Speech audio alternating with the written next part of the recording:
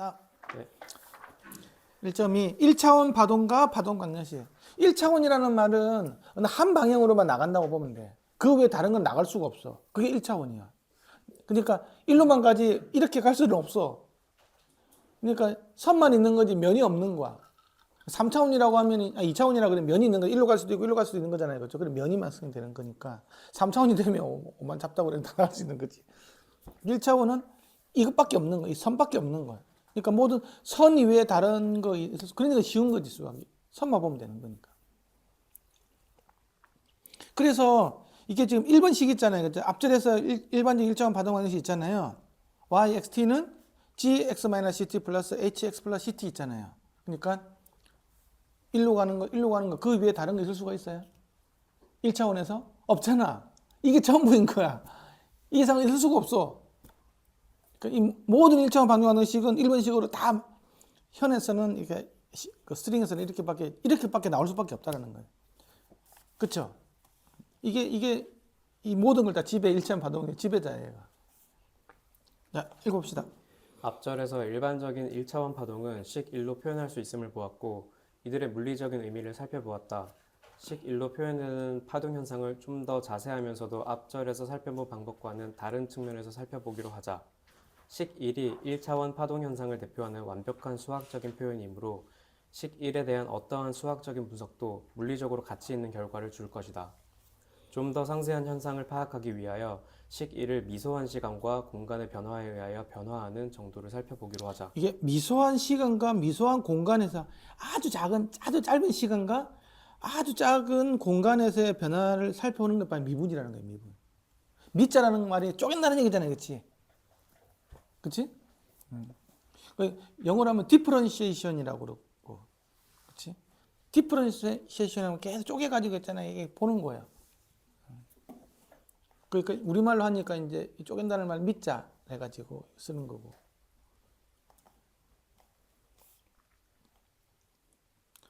이 먼저 공간에 대한 변화율을 보면 dy, dx 제곱죠. 이게 dx라는 것들이 이제 x에 대해서 있잖아요. d라는 것들이 미분을 한다는 얘기예요. 그래서 x에 대해서 미분을 해주면 g', h'이 나타낼 수 있는 거지. 로 표현된다. 여기서 프라임은 각각 함수의 미분 연산자를 표시하는 거라고. 다음으로 시간에 대한 미분, 시간에서 미분을 본다고 하면 이게 뭐 gx-ct니까 t 앞에 마이너스 c가 있잖아요. 그렇죠? 미분해주면 앞으로 t가 나오거든. 그래서 dy dt를 본다고 마이너스 c, g' 플러스 c, h'이지. h는 플러스 c니까 c만 앞으로 튀어나오겠죠. 그렇죠? x 마이너스 ct 같은 마이너스 c가 튀어나오고 그런 식으로 해서 이제 3이 나온다고. 즉 4번하고 5번을 이렇게 나타낼 수가 있는 거예요. 이제 내가 미분해서 모른다 그러면 그냥 이거 넘어가면 돼. 그걸로만 알면 되는 거니까. 이 관계가 있음을 알 수 있다. 그 다음부터 읽어도 다음 페이지 넘어갔어요.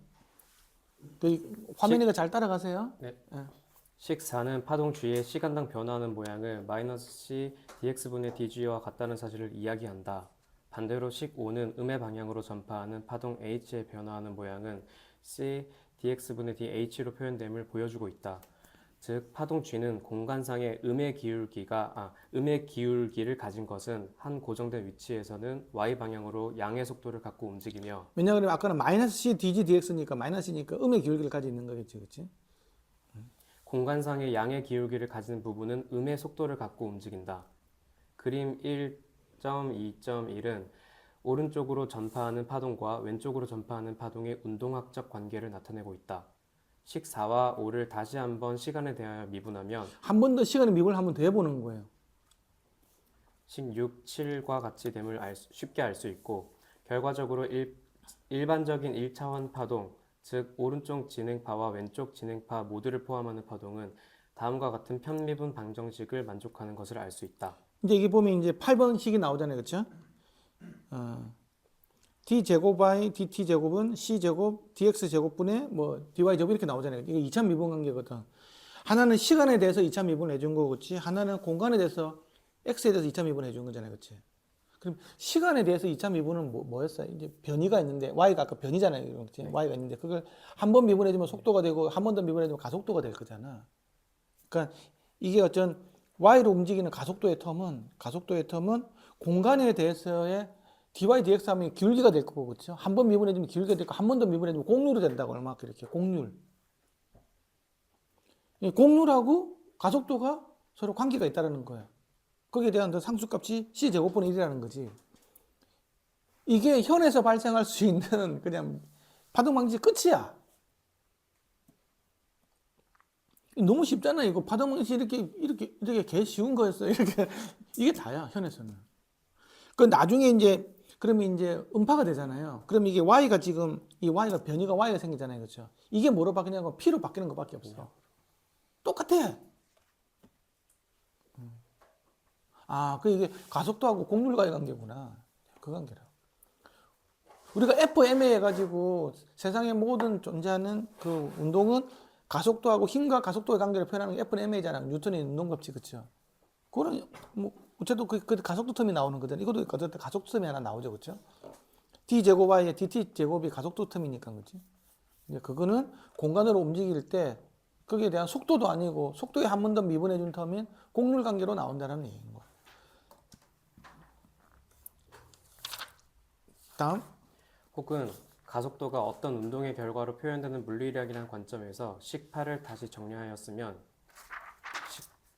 식9와 같이 일반적으로 쓰이는 1차원 파동 방정식을 얻을 수 있다. 즉, 이 파동 방정식은 가능한 모든 파동을 표현하고 있으며 또한 물리적으로는 파동의 곡률과 가속도 사이의 관계를 표현하고 있다.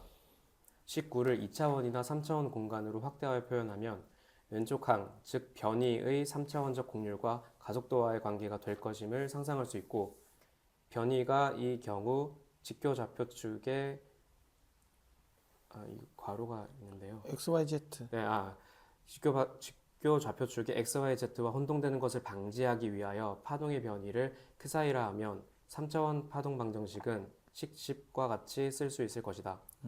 여기 보면 이제 라플라시안이라는 게 나오는데 이거는 뭐 아까 우리는 y축 하나만 본 거잖아, 그렇지? 그러니까 아까 y에 대한 공률로 나오는데 그러면 x축도 있을 거고 y축, z축이 있을 거잖아요, 그렇지? 그걸 갖다가 한 번에 다 이렇게 볼 때는 이런 그 델로 그러니까 이렇게 라플라시안 이런 개념을 해가지고 이렇게 2차 미분을 이렇게 나타내는 거예요. 이렇게 해서 똑같이 이렇게 나타낼 수가 있다는 거. 이거는 무슨 말인지 몰랐는데 그냥 뭐 이거 x, y, z축 다 있으니까 다 x축에 대한 2차 미분, y축에 대한 2차 미분, z축의 2차 미분이 가속도하고 관계가 있겠구나 이런 걸 알 수 있을 거잖아, 그렇지? 그렇게 생각하면 된다. 읽으세요. 수학적인 관점에서 보면 모든 파동 현상은 식10으로 표현되는 선형 편 미분 방정식과 주어진 경계 조건을 만족하는 해로 설명할 수 있다. 경계 조건은 다음과 같은 형태로 일반화하여 쓸 수 있다. 식11. 여기서 p사인은 경계에 작용하는 일반적인 힘을 나타내고 알파와 베타는 계수이다. 이 경계 조건은 수동적 경계 조건과 능동적 경계 조건으로 편의상 나누어 볼 수 있다. 전자의 경우는 경계에서 실질적으로 일을 하지 않는, 즉 힘을 가하지 않는 경우이며 후자의 경우는 경계에서 힘을 가하여 일을 하는 경우이다. 이게 이제 뭐냐고 하면 우리가 지금 1차원 파동 방정식에 배웠잖아요. 이렇게 요거 있잖아요. 요거. 이거는 이 매질에 대해서 대해서 다루는 거고 실제로는 파동 방정식은 엄청나게 많은 종류의 파동 방정식이 있어요. 근데 이걸 다 표현하려면 음원이 있어야 되고, 그렇죠? 가지는 식이 있어야 되고, 그다음 매질이 있어야 되고, 그다음에 경계면이 있는 거거든. 예를 들면 아까 이게 느슨하게 잡아줄 수도 있는 거잖아요, 그렇죠? 딱딱하게 잡아줄 수도 있는 거잖아. 아예 그냥 느슨하고 딱딱 그 중간쯤을 어딘가 잡아줄 수도 있는 거잖아. 이게 이제 경계 조건인 거거든. 이 경계 조건하고 얘가 있는 것들, 그 다음에 어디서 가지시키냐, 이 세 가지가 다, 그러니까 가진시켜주는 음원, 그 다음에 매질, 그 다음에 경계면, 요 세 개가 다 다뤄져야만 우리가 이 문제를 다 풀 수 있는 거야. 지금은 매질에 대해서만 이야기가 나온 거야, 이거는. 지금 우리가 매질 이외에는 다른 거 없어요. 이거는 매질 외에 이제 만약에 내가 경계면까지 간다 그러면 아까 여기 보면 알파 푸사이 어쩌고저쩌고 있잖아요, 그렇죠? 저 식이 들어가야 된다고. 저게 보면 딜리클리 로빈 그다음에 노이만 종구 이런 식으로 해가지고 또 외부에서 푸사이 같은 게 외부에서 가정을 시켜주는 거. 여기서 이 경계면이 스스로 막 움직이는 거 이런 식으로 이런 수도 있을 거잖아요. 외부에서 힘이 나와가지고 이런 여러 가지 경계면에 나타나서 있는 조건들을 가지고 이제 수식을 푸는데 이건 컴퓨터가 푸는 거지. 우리가 어떻게 풀어? 그런 것들이 있다라는 거예요. 그래서 이런 거 보면 이제 전산 해석해가지고 애니스나 콤술이나 이런 걸 가지고 풀 때 이런 것들이 들어가는 거예요. 경계 조건을 넣어줘야 되고 이렇게 하는 거지. 이거는 잘 몰랐는데 다음 페이지 넘어보면 뭐 그림이 이제 나올 거예요. 이제 이런 것들이 이게 임피던스가 무한대가 된다는 말은 굉장히 딱딱하게 잡아준다는 거거든, 그렇죠? 이렇게 되는 거고 좀 있으면 임피던스는 좀 이따가 배울 거예요. 이제 지금 임피던스를 몰라도 이게 임피던스인데 이게 이제 질량하고 스프링하고 감쇄기가 되어 있는 이런 조건, 약간의 스프링 상수도 있고 이게 뭐 어쨌든 감쇄 텀이 있어야 될 거잖아요, 그렇죠? 이것들이 아니면 직접 떨어주는 거예요, 그래서 이런 요것뿐만이 아니고 이 경계 조건에 따라서 나중에는 이제 또 가진을 어떻게 해주냐에 따라서 또 다른 거예요. 이 가진하고 여기까지가 이렇게 있잖아요. 이 매질하고 가진까지를 다루는 나중에 이제 함수를 배우는데 그게 이제 그린 펑션이라는 걸 배워요. 그 임펄스를 막 넣어주고 하는 게 나온다고. 그래서 그린 정리가 나중에 나오고 나중에 그린 정리 막 나오면 이 멍미 이렇게 얘기할 수 있는데 그냥 그런 게 있다라는 걸 알고 있는데 근데 이 경계 조건을 자르는 것들이 지금 아까 했잖아 아까 노이만 조건이니 알파 베타가 아까 부사위가 있었는데 알파가 0이 될 때 베타가 0이 될 때 부사위가 0이 될 때 이런 거에 따라 다른 거야. 그런 조건. 그런 게 있다. 지 잘난 애가 지 이름 붙여가지고 해놓은 거야, 그냥. 그런 뭐 신경 많이 안 써도 돼. 그런 것들이 있다라는 걸 알고 있어야 된다는 거지. 자, 정리하면. 식 1로 표현할 수 있는 파동 현상은 식 9의 파동 방정식을 만족한다. 즉, 물리적으로 가능하다고 생각한 두 개의 파동이 파동 방정식이 가질 수 있는 모든 가능한 해이다. 이런 가능한 파동 방정식의 해 중에 경계 조건을 만족하는 해가 어떤 공간에 존재할 수 있는 해라 할 수 있다. 결국 실질적인 상황, 즉 물리적인 상황에서 시 공간을 만족하는 파동 현상은 파동 방정식을 만족하는 모든 가능한 해와 경계 조건의 선택에 의하여 결정된다고 이해할 수도 있다. 그러니까 여러분 파동 방정식 만족하는 해들은 되게 많은 거야. 그 중에서 이제 경계 조건하고 딱 들어맞는 게 그게 이제 해가 하나 나오겠죠, 그렇죠? 그래서 여기서 배운 것들은 이제 뭐냐? 그 가속도 텀하고 공률 텀이 C 제곱분의 1, 음속의 제곱분의 1로 이렇게 비례하는 그런 1차원 파동 방정식이면 나왔다라는 것만 알고 있었는데. 그래서 그걸 할 때는 어떻게 해서 알았냐고 할 때 그걸 어떻게 찾았죠? 그러면 야, 실에서 1차원을 파동하는 것들은 오른쪽으로 가는 방향은 왼쪽으로 가는 방향밖에 없어. 그거 위에 쓸 수 없잖아. 그걸 가지고 1차 미분, 2차 미분 해보니까 다 나와버린 거지. 끝이야, 그게. 실은 되게 쉽죠. 실제로는 근데 나중에 잡아주는 이 조건도 넣어줘야 되는데 그게 이제 약간 뭐 여러 가지 조건이 있다고 이야기를 했는데 그거는 이제 어렵기 때문에 그냥 이런 게 있다 정도만 하고 이건 전산 음향학적으로 넘어가기 때문에 그냥 넘어간 거예요. 여러분들이 여기서 뭐 해석하고 할 사람은 별로 없을 거잖아.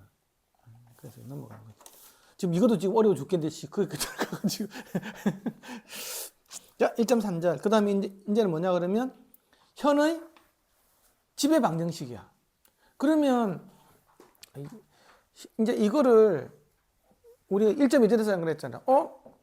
실이 있으면 답이 나올 수 있는 가능성은 요것밖에 없어. 이렇게 해가지고 푼 거잖아요, 그렇지? 이것밖에 없으니까 요걸 가지고 푼 게 있는데 이거는 이제 1.3절은 그렇게 한 게 아니에요. 어떻게 했냐 그러면 뭐 원인부터 이제 풀어 나가는 거야. 이게 실에서 조그만 미세한 실의 어떤 부분을 가지고 막 뉴턴의 운동 법칙 있잖아요, 그렇죠? 네. 그걸 가지고 이제 실제로 풀어본 거야. 풀어보니까 또 똑같이 아까 공률하고 시간하고 그 가속도 그거 또 나오는 거야. 그래서 뭐 원인에서 풀어가든 결과에서 이것밖에 나올 거 없으니까 거꾸로 해서 보든 똑같은 결과가 나온다는 게 1.3절이야. 그게 몰라도 그게 다 끝이야. 그럼 1.4절 넘어가면 되면 이렇게 하면 안 될 거잖아. 그래서 1.4절은 똑같은 얘기예요. 그래서 이제 이게 그 실을 갖다가 딱 자르면 요만 덩어리가 하나 나올 거잖아요. 그렇죠? 요 덩어리를 가지고 이제 그 가질 수 있는 어떤 식을 풀어본 거지. 예, 가질 수 있는 조건. 실이니까 인장력이 나오겠죠. 텐션이 나온다고. 이쪽을 따보면 텐션이 얘를 어쨌든 움직일 거잖아요. 그렇지? 그치? F는 M에 의해서. 힘이 있으면 가속이 생길 거잖아. 그게 뉴턴의 세컨드 로우잖아요. 그치? 힘이라는 원인이 있으면 결과로 뭐로 생겨요? 가속도가 생기는 거잖아. 힘이 없으면 가속도가 없을 거잖아. 그게 F는 M이거든. 그렇잖아. 네. 원인과 결과에 의한 거라고. 그래서 이제 요만한 걸 이렇게 인장력의 차이가 있으니까 움직일 거잖아요. 이쪽 땡기는 거 서로 다르니까 움직이셔야 할 거잖아요. 그렇죠? 근데 우리는 Y축으로 움직일 거잖아. X축은 거의 안 움직인다고 보고 Y축으로 움직일 거잖아. 그러면 실제로는 실은 요렇게 실이 이렇게 있으면 요걸 보면 요만한 건데 실제로 우리는 Y에 대해서만 관심이 있는 거잖아. 네. 이쪽은 거의 없다라고 보는 거거든. 이쪽 때문에 실이 이렇게 선이 늘어나고 당기고 이렇게 탄성을 갖고 있고 뭐 이런 거 이제 이런 건 없다고 일단 없다라기보다는 그냥 작다고 보고 위로 움직이는 것만 관심이 있을 거예요. 그러면 실제로 요거의 사인 텀이겠죠, 그렇죠? 이 사인 텀이 이제 어떻게 바뀌는지 보면 되는 거야. 그러면 요로 작용하는 인장력하고 요런 작용하는 인장력 있잖아. 이게 TL 있잖아요, 그렇죠? 이쪽은 플러스 이게 좀 마이너스가 되겠지, 그렇지? 방향을 보면 우리가 좌표를 이렇게 보는 거니까 x하고 y를 보는 거니까, 그렇지? 그리고 근데 여기는 약간 요만큼이 있다 보니까 이렇게 된다고 하면 여기는 x, 여기가 만약 x라고 하면 여기는 x 플러스 조금 더 델타 x 조금 더 되잖아, 그렇지? 이제 그렇게 해서 이거 푸는 거야. 그래서 이 질량 덩어리를 m이라고 보고 실의 질량 톡 잘랐어. 얼마 안 되겠지, 뭐 좀 잘랐어. 수 미리그램이 나오겠지. 그걸 가지고 이제 한번 분석을 해보면 이게 아까 공률하고 뭐 어쩌서 그게 똑같이 나오는 거야. 그 아주 신기한 과정을 지금부터 이제 보는데 굉장히 고도의 수학이 좀 들어가고 있고 뭐 전미분, 편미분 들어가 있고 뭐 테일러 시리즈, 테일러 전개 나오는데 일단 잘 모르겠고 어쩌다 이렇게 하면 나온다는 그만 알면 돼. 내가 지금 이야기하는 이유는 너무 걱정할까 봐서 이 수학 모르는데 몰라도 됩니까? 몰라도 돼. 결론만 알면 돼. 이제 해주시죠. 앞에 두 절에서는 가장 단순한 개인 현에서의 파동 현상을 살펴보고 이로부터 파동 방정식을 유도하였다. 하지만 이 외에 좀 더 구체적이고 분명한 관계, 즉 입사와 반사, 파동의 전파 속도 등을 결정하는 물리적 인자 등을 명확히 밝히기 위한 다음 단계가 이제 필요하다. 이를 위하여 일반적인 현의 미소 구간을 관찰해 보기로 하자. 편의상 현의 미소 기간에는 이야기 나오니까 갑자기 미분이 팍 튀어나오겠지. 뭐 미소 이런 미소 말고 미소 나오면 아 간장도 미소가 있구나. 미소가 나오면 무조건 미분이라고 보면 돼요. 편의상 현의 길이 방향 좌표를 x, 이에 대해 수직한 방향의 좌표를 y라 하고 이들의 교차점을 원점으로 하자. 그림 1.3.1에 표시한 것과 같이 선택한 미소 구간의 운동을 지배하는 뉴턴 법칙을 적용하고 이것을 선정한 좌표축의 기호 약속에 따라 표현하면 다음과 같다. 우선 x방향의 운동은 식 1. x 방향 아까 코사인이라 그랬지. 이쪽이 x축이니까 그렇지. 네. y축이니까 사인이 되는 거잖아. 그거 모르면 그냥 몰라도 돼요. 어차피 그렇게 있어. 그래서 1번식은 이게 x축에 대한 부분이 우리는 이거는 무시한다 그랬지 아까 그렇지?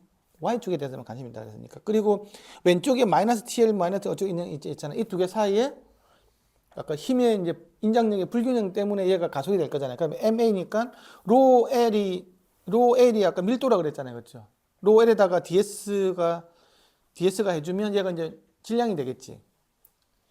ds가 아까 미속한 실외끼리 거기다 밀도가 곱해지니까 이쪽에 질량이 될 거잖아. 로 L CS는 질량이 된다고. F는 M에서 M으로 사자는 부분이고 D에는 이제 D2X, DTX 나오잖아요. 그렇지? DTX. D 스퀘어 X 오버 DT 스퀘어 나오잖아. 이게 이제 뭐예요? 가속도잖아. DX 오버 DT가 오버 되면 이거 속도가 될 거고 한 번 더 미분하면 가속도가 되는 거잖아요. 그건 F는 MA라고. 왼쪽에 마이너스 TL 코사인 세타 TL 뭐 어차피 이게 이제 인장력의 차이 때문에 상용하는 힘이 될 거고 그게 로엘 DS라는 M하고 D 스퀘어 X 오버 DT 스퀘어가 나온 게 이거 가속도가 된다고. F는 MA식이야 이게. 그 다음에 Y 방향 운동은 이제 사인이 나오겠죠. 똑같은 건데 그렇지. 이렇게 나온다고. 이번 식이 나오는 거고. 그리고 세타는 어쨌든 X축의 임의 위치에서 현과 Y, X축 사이에 기울기만 되면 탄젠 세타가 dy dx 이렇게 나오겠죠. 그렇죠. 같이 쓸 수 있고 이 기울기가 X 방향으로 미소 변화에 따라서 변하는 양은 테일러 전개에 따라서 테일러 전개라는 말은 큰 거는 버리고 뭐가 중요한지 그게 테일러거든. 큰 거하고 작은 거를 씹어버려. 아 이건 작것들 싹 버리라는 거지. 하면 식 4처럼 쓸 수 있는데 여기서 이제 또 현의 변이가 충분히 작다면 사인 세타는 세타로 갈 수 있어요. 사인 세타 우리 사인이 이렇게 올라가는 거잖아. 이 앞에서 보면 이 직선처럼 보이잖아 이렇게. 그렇지? 그러니까 그리고 코사인 세타는 이렇게 되는데 굉장히 작으면 1이잖아. 작을 때는 코사인은 1이고 사인 세타는 세타로 나오거든. 네, 이렇게 해요. 그렇게 정의하고 있어서 그러니까 1과 1을 갖다가 6과 7실을 간략하게 나타낼 수가 있어요. 그리고 미소 공간 그 아까 구간 뒤에서 있잖아요. 조그만 실 잘란 거 있잖아요. 그렇죠? 그거를 피타고라스 법칙에 따르면 가로 세로 높이 누워 있으니까 가로 세로 높이면 직각삼각형 될 거잖아, 그렇지? 그래서 dx의 제곱, dy 제곱이 루트 15 제곱 이렇게 좀 나올 거잖아. 그럼 이걸 갖다가 dx를 앞으로 빼주고 이렇게 저쪽 해주면 8처럼 나온다고. 그런데 dy, dx는 기울기가 굉장히 작잖아. 그 아까 실이 이렇게 움직이는데 요 미소 기간의 기울기가 얼마나 되겠어, 그렇지? 진짜 작게 해서 보면 거의 그 수평보다 조금 더 올라가겠지, 그렇지? 그러니까 다 날려 이렇게 해가지고 보면 식 8에서 dy, dx 즉 현은 미소 위치에서의 기울기는 미소 위치에서는 기울기는 미소하다가 그러잖아. 너무 작기 때문에 이것도 날려버린다고. 그러면 ds는 거의 dx랑 거의 비슷하게 나오겠죠, 그렇죠? 이렇게 볼 수 있다고. 그래서 또 한편 인장력의 미소 변화가 아까 DTL 요거 때문에 이제 어쨌든 가속이 되는 거잖아요, 그렇죠? 이걸 갖다가 식처럼 나타낼 수 있고 이걸 갖다가 이제 건사를 해주면 1차 건사를 나타내면 식 11처럼 건사화 된다라는 거예요. 그러면 뭐 어쨌든 DTL, DX는 뭐 인장력 관련된 부분이니까 힘에 관련된 부분이고, 그렇지? 그 다음에 로엘 관련된 이거는 MA 관련된 게 있지. 로엘 밀도니까 질량에 관련된 부분이고, 그러니까 D 스퀘어 X의 DT 스퀘어는 이거는 가속도에 관련된 건데 F는 MA라고 이거는 힘, 인장력의 공간에 대한 약간 변화. 아까 이쪽하고 사이가 생기니까 얘 가속이 될 거잖아요. 이 질량하고 가속도를 가진다고. 뉴턴의 세컨드 로예요. 밑에 읽어. 어디부터 읽을까요, 박사님? 11 밑에. 네. 만일 인장력의 X방향으로의 변화가 작다면 식 11에 의하여 현의 X방향 운동은 무시할 만큼 작음을 알 수 있고 따라서 현의 주된 파동 현상을 지배하는 방정식은 식 7의 근사식이며 이는 식 12로 표현된다. 식 12를 아래와 같이 다시 쓰면 식 13으로서 식 13은 식 1.2.9와 같은 파동 방정식 형태임을 알 수 있다. 야, 이제 보면 와 여기까지 오니까 되게 좀 비슷하게 많이 왔잖아요, 그렇죠? 이건 아까 뭐예요? y에 대한 시간, 그렇죠? 가속도 텀이고 이거는 곡률 텀이잖아. 이제 요것만 바뀐 건지 이게 이제 뭐로 한다 그러면 이게 나중에 c 제곱분의 1로 나오는 거예요. 그러면 이게 뭐라고 하냐면 c 스퀘어 CS의 스퀘어가 로엘분의 TL이 나온다고. 그러니까 이게 되게 재밌어. 네, 좀 이따가 이거 읽고 내 이야기해 줄게. 읽었어요, 그 다음에 여기서 결국 식 13은 14, 15와 같이 쓸 수 있다. 여기서 CS는 식 1.2.9와의 유사성으로 미루어 현의 파동 전파 속도라고 할 수 있다. 주목할 만한 사실 중 하나는 식 14는 식 1.2.9와 정확히 같다는 사실이다. 식 1.2.9는 우선 발생 가능한 모든 파동을 예상하고 이들을 함축적으로 표현할 수 있는 수학적인 표현을 시간과 공간의 함수, 즉 x 플러스 마이너스 ct의 형태로 표현한 후 이 함수들의 공통적인 관계를 찾아서 얻은 식이다. 즉, 식 1.2.9는 해를 먼저 선정하고 이 해를 만족하는 지배 방정식을 얻었다 볼 수 있다. 아까 이 말은 갈 수 있는 거는 이 두 개밖에 없어 이렇게 해서 푸는 거 하고 그거 하고 반면에 식 14는 파동 발생의 원인 혹은 근원이 되는 힘과 운동의 관계를 현의 미소 구간에서 관찰함으로써 얻어진 것이다. 이 두 개의 식은 당연히 같아야 한다. 사실 당연히 같이 한다면 아까 조건이 되게 많았죠. 이렇게 뭐 그러니까 시를 확 이렇게 하면 안 된다는 거 이거는. 누구지? 여보세요? 네, 여보세요? 예? 네, 사장님 안녕하세요. 예전에 개통해드렸던 여기 KT 대리점인데요. 지금 나중에 전화 주십시오. 죄송합니다. 네네. 이게 크게 이렇게 하면 진짜 안 맞는 거야. 하지만 작게 이렇게 탈랑하면 이 수직이 딱 맞아 들어가는 거지. 그래서 여기서 이제 중요한 거는 알아야 될 거는 이게 뭐냐. 아까 음속이 여기 보면 여기 C의 S의 스퀘어가 그렇죠? 이게 TL의 로 L이라는 거지. 이게 L이라는 거 있잖아요. 여기 CS라는 거 스트링의 그러니까 현의 전파 속도를 이야기하는 거예요. 속도를 이야기하는 거고. 어쨌든 아까 뭐 이건 이제 매질이 이제 얘가 실이기 때문에 우리 그거 음속보다 훨씬 빠르겠지. 고체니까 그렇지. 어쨌든 뭐 얼마인지는 모르겠지만 물이 1,500m/s고 공기는 340m/s라 그랬잖아요, 그렇죠? 고체 같은 경우는 3,000, 뭐 4,000 막 이 정도 나올 거예요. 뭐 어쨌든 뭐 물보다는 좀 빠르지 않을까 싶은데, 근데 이게 이게 장력에 비례하고 밀도에 반비례한다는 게 중요해. 근데 이게 제곱해야 한다는 거지. 이거는 우리가 악기 음향에서 굉장히 중요한 개념이고 흔히 많이 쓰는 거야. 자, 기타 줄이 6현이 있어. 그쵸? 이걸 조절하는 게 뭘 조절할까요? 빽빽하게 감아주면 음속이 올라가면 소리가 커지죠? 아니, 그렇잖아. 아까 F란다는 C라며. 네. 얘가 커지면 얘도 같이 커질 거잖아요. 그쵸? 그러면 내가 텐션을 강하게 주면 음속이 올라가면 주파수도 올라갈 거잖아. 그래서 소리가 올라가죠. 줄 맞출 때 세게 잠그면 음이 올라가잖아. 그 다음에 어떻게 돼요? 저음을 내주는 음속이 떨어지려면 밀도가 커지면 된다나. 밀도가 커지면 음속이 떨어지죠. 그래서 우리가 저음 내주는 악기는 굵잖아. 그쵸? 그래서 이렇게 저음 내주는 악기는 굵은 현이고 고음 내주는 악기는 얇은 현이잖아요. 이게 이제 밀도 차이 나는 거죠. 밀도 차이. 자, 그러면 내가 그 명주실이 하나가 있어. 이만큼 딱 이렇게 있는 거. 띵 했는데 어쨌든 이 도가 나왔어. 응 나왔어. 한 옥탑을 내주고 싶어. 여기서 문제 퀴즈예요. 그러면 몇 가닥의 실이 필요할까? 한 옥타브. 한 옥탑을 내가 내려서 해주고 싶어요. 도인데 C4인데 C3를 내주고 싶어. 예를 들면 그러면 이 실을 몇 가닥이 들어가야 될까? 네 가닥이지. 네 가닥이 되면 C 제곱이니까 음속이 2배 빨라질 거잖아. 2배 빨라지면 한 옥타브가 떨어지겠지. 그치? 제곱 관계니까 그래. 제곱 관계니까 음속에. 그래서 우리 그거 한 옥타브 떨어지려면 기타 같은 거 막 감아놨자 있는 거 보면 미라레솔 칩이면 미하고 보면 이게 이제 한 2옥타브 차이 나나? 위하고 2옥타브 차이 나지. 그러면 이거는 이제 2옥타브 같으면 몇 가닥이 돼야 되지? 4가닥. 16가닥 정도 이렇게 밀도 그 정도 차이 나야 되겠지. 이게 그런 관계가 있다라는 거예요.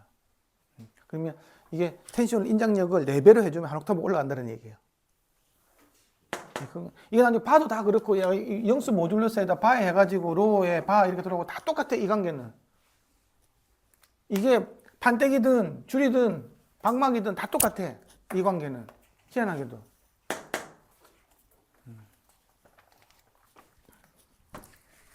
그러니까 이게 되게 중요하다. 이제 이 수식을 꼭 알아둬라. 이거는 그냥 제곱에 비례한데 음속에. 근데 인장력하고 밀도가 있는데 이건 이제 기타를 딱 보면 굵은 줄이니까 분모로 가야 되고 밀도는 분모로 가야 되고 땡겨주니까 올라가니까 음속이 올라가니까 이거는 분모로 가야 되겠구나. C제곱에 비례했구나. 이렇게 생각하면 된다고. 이거 그럼 우리 두 개 했어요. 오메가는 CK. 이거 F란다는 C하고 똑같은 거라고 얘기했고, 이제는 C의 스트링에 대해서 스퀘어는 TL분의 로에 이렇게 했구나. 오늘 중요한 거 이거 배웠어요. 그렇죠? 그 다음에 파동방정식 했지. 파동방정식. 이게 Y 뭐 나오고 이렇게 돼 있었나? 이게 아니고 dx의 스퀘어는 이렇게 C제곱분의 1 해가지고 이게 뭐야? Y분의 이렇게 됐었지, 그치? 네, 맞습니다. 가속도의 제곱텀하고 공률의 제곱텀 이렇게 나오는 요 관계.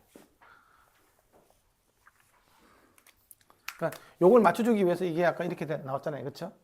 이렇게 나온다. 그러니까 이거 알아두는 거 되게 중요하다.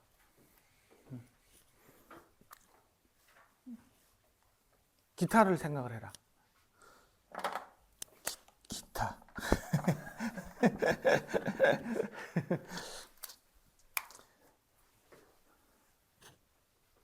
그 피아노도 당연히 저음 내주려면 굵은 거 치잖아. 그쵸? 그 관계하고 똑같은 거예요, 지금. 내가 음속을 올려주기 위해서 할 수 있는 방법은 무게, 밀도겠지. 단위 길이당 이게 질량이니까 그거하고 장력하고 이 관계가 있다라는. 이해가시죠? 예. 음속을 올린다는 거랑 주파수를 올린다는 거랑 같은 개념으로 지금 얘기를 하시는 거예요. 그치. 예를 들면 내가 뭐 룸모드를 한다라도 음속이 빠르면 룸모드 높은 주파수로 올라갈 거잖아요. 그렇죠? 이게 빨리빨리 왔다 갔다 하면 더 높은 주파수로. 예, 예. 이게 그렇지. 근데 눈이 올라가면 속도가 빨라지는 게 아니고 주기가 빨라져야 되는 거 아니에요? 속도가 빨라지니까 주기가 빨라지지. 내가 예를 들게 이게 속도는 일정하지 않아요? 아니지. 아니 이거는 지금 현에 이야기하는 게 현.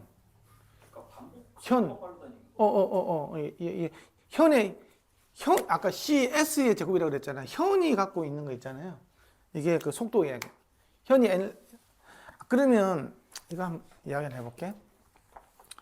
공기보다 왜 물이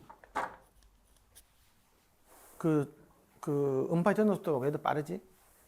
왜 물보다 고체가 더 음속이 더 빠를까요? 그거 아는 사람? 비합축성. 오. 다 맞는 얘기지. 너무 잘하네. 내가 괜히 물어봤네. 이게 실제로 공기라는 거 보면 이게 어째 압축성이라고 그랬잖아요. 그렇죠? 공기를 눌러보고 주사기 눌러보고 쑥 들어가잖아. 그렇죠? 그만큼 이렇게 내가 아주 전자명이나 이렇게 아주 세상을 보면 그만큼 허당이라는 얘기잖아요. 이게. 그렇죠? 이 공기 입자들이 이렇게 느슨느슨하게 배치되어 있다는 얘기잖아. 그렇죠? 근데 아까 이게 얘는 나중에 보면 알겠지. 얘는 진동을 하면서 진동 운동을 하거든. 입자 하나하나는 있죠. 공기 입자 하나는 왔다 갔다밖에 안 해. 이게 절대 가는 게 아니에요.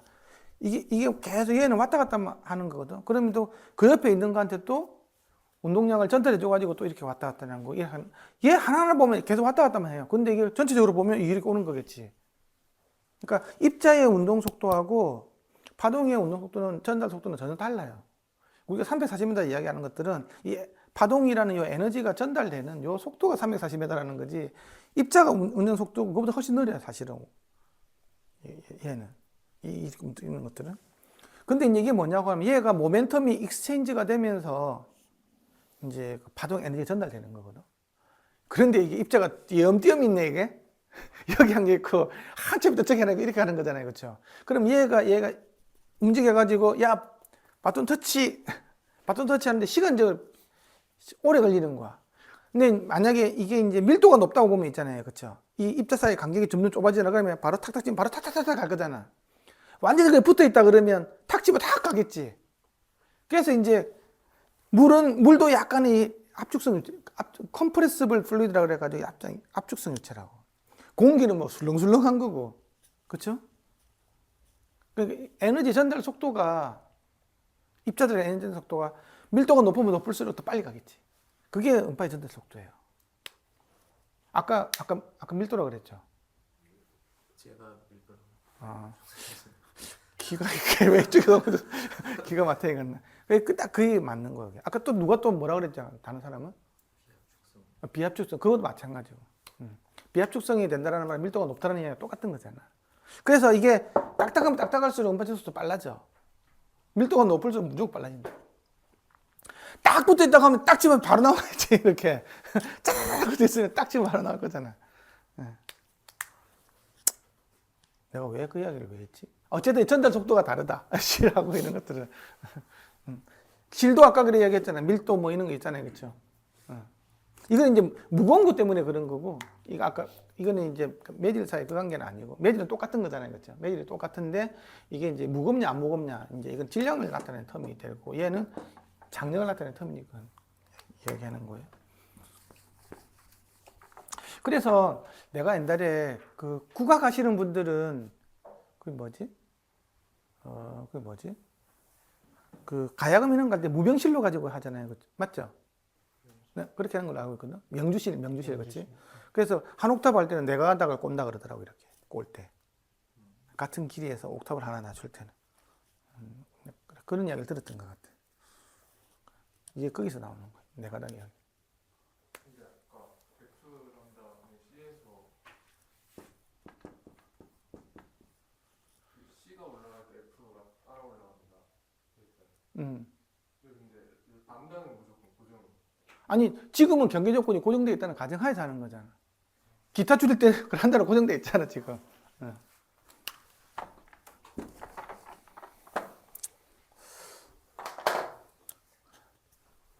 란너를 바꿀 수도 있겠지. 그럼 긴 줄, 짧은 줄 있잖아. 그럼 줄이 길면 저음이 나올 거고, 줄이 짧으면 고음이 나올 거고. 그렇게 해도 되고, 텐션을 가지고 조절해도 되는 거고.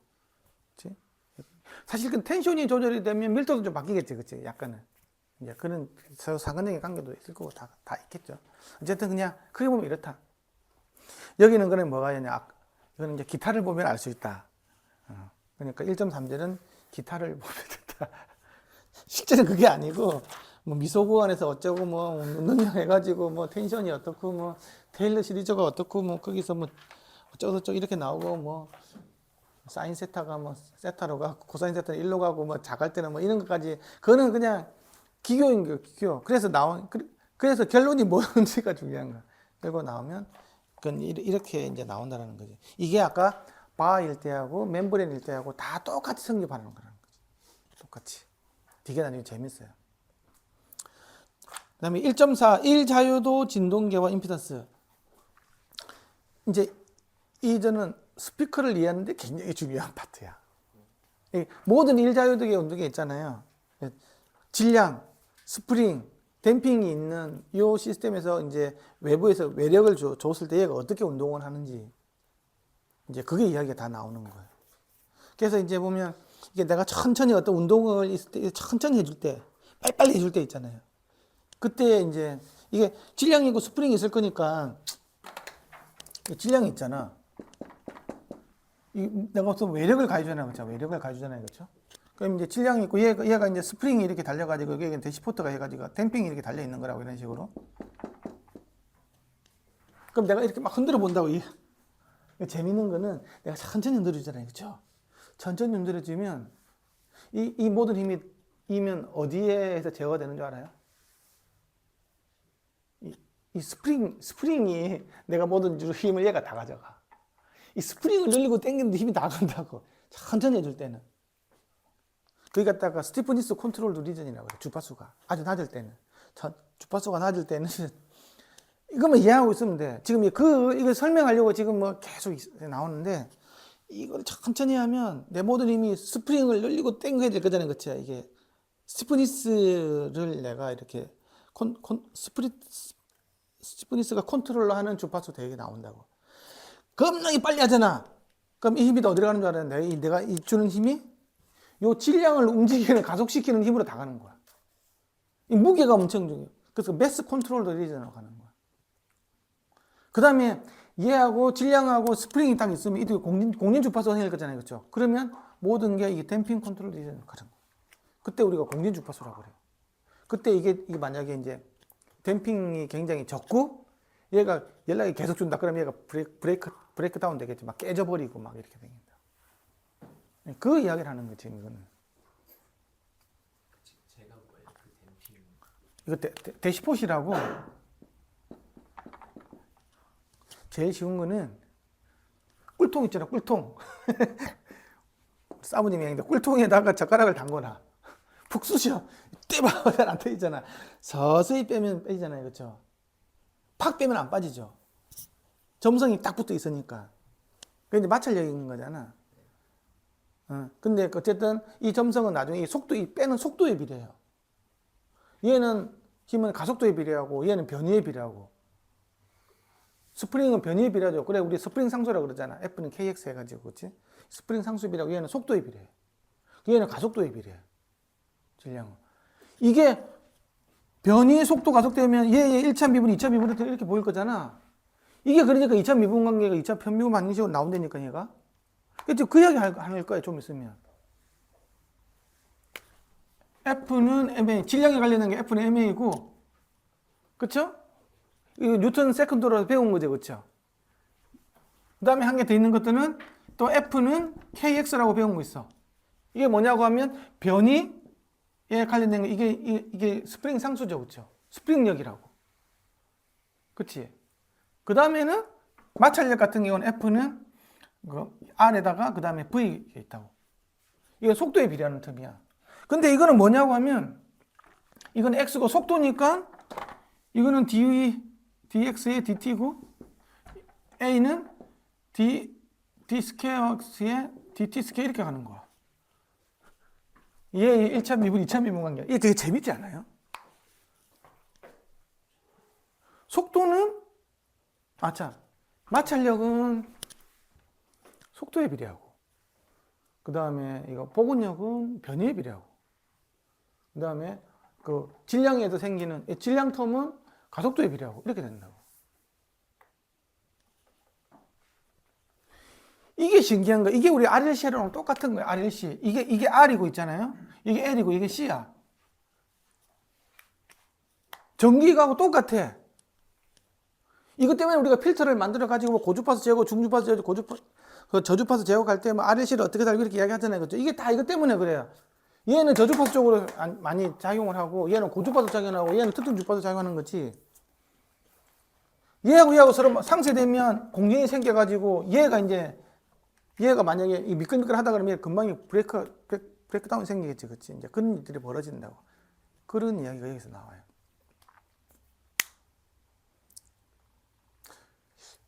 스피커다. 저주파수를 내주는데 THD가 크다. 그러면 다 이거는 그 스티브니스가 문제가 생긴 거예요. 서스펜션 계열이 비대칭이 생기면 생긴다고 이야기 나오지, 그치? 거기서 나오는 이야기라고. 얘가 더 문제가 다 가져가기 때문에, 얘가. 저주파수에서는. 스피커 공중 주파수에서 THD가 크다. 그러면 이거 댐핑 팩터, 댐핑 해주는 거기서 문제가 생긴 거야. 세 번째 고주파수 문제 생긴다. 그러면 이거 질량 텀이라고. 질량이랑 이 텀은 가속도 텀이고, 가속도 텀은 나중에 보면 구동력과 관련해서, 구동력이라는 건 이제 그 보스코일 위치가 잘못된 거야. 여기서 딱 거기서 나오는 거야, 이게.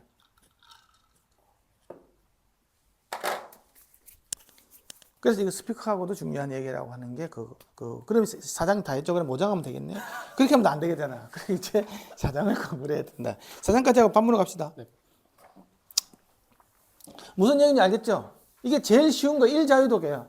얘하고 얘가 이제 2자유도계가 되면 이제 여러분 풀 수가 없어. 나도 못 풀어.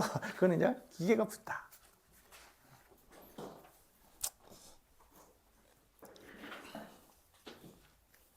자. 지금까지 현상 관찰을 통한 파동 현상, 미소 구간에서의 힘의 작동을 통한 파동 현상을 관찰하였다. 하지만 이러한 파동 현상을 구체적으로 이해하기 위해서는 변위 또는 속도로 대표되는 현상과 힘으로 대표되는 원인 사이의 관계를 규명하는 작업이 필요하다. 자, 아까 자연계 운동은 원인에 의해서 결과가 생기는 거죠, 그렇죠? 네. 그렇지. 원인은 힘이야. 힘을 줬으니까 뭔가가 속도가 생기다, 가속 생길 거잖아요, 그렇지? 이게 굉장히 중요한 개념이에요. 원인은 힘이고 결과는 속도하고 가속도 미는 것 틈이야. 전기에서 보면 원인은 전압이야. 그렇죠? 결과는 전류지. 거기에 대한 과정을 보여주는 게 임피던스, 바로 저항이라고. 이것도 마찬가지예요. 원인은 힘이고 결과는 속도야. 이 원인과 결과 사이에 어떤 인과관계가 있지? 그걸 보는 게 임피던스라고. 그래서 임피던스가 중요한 거예요. 임피던스가 전부야, 사실은. 내가 여기서 수박을 딱 쳤을 때 이 소리가 느껴지는 걸 보면 수박 이건지 알잖아요, 그렇죠? 이거는 원인이고 이거는 결과잖아. 이 수박통이 임피던스라고. 임피던스가 수박통을 설명해 줄 거잖아. 그렇잖아요. 우리가 알고 싶은 건 이 두 개를 알고 싶고 수박이 알고 싶은 거잖아. 그렇죠? 그럼 임피던스는 알아야 된다고. 임피던스가 전부야, 그러니까. 이거세요. 현상과 원인 사이의 관계를 나타내는 대표적인 물리량으로서 임피던스가 존재하며 이에 대한 이해는 가장 단순한 1자유도 진동계로부터 확장시켜 나갈 수 있다. 1자유도계에 대한 이해는 보다 복잡한 형태의 진동을 이해하기 위한 확고한 기초가 된다. 많은 경우 다자유도계 진동현상이 1자유도계 진동의 중첩으로 이해될 수 있는 점을 상기하면 그 중요성을 다시 확인할 수 그러니까 있다. 다자유도계, 아까 얘기했지만 내가 1차원 파도 방정식을 갖고 2차원, 3차원 확장시켰다 그랬잖아요. 똑같다는 얘기가 이거든. 그림 1.4.1은 1자유도 진동계를 상징적인 그림으로 표현한 것이다.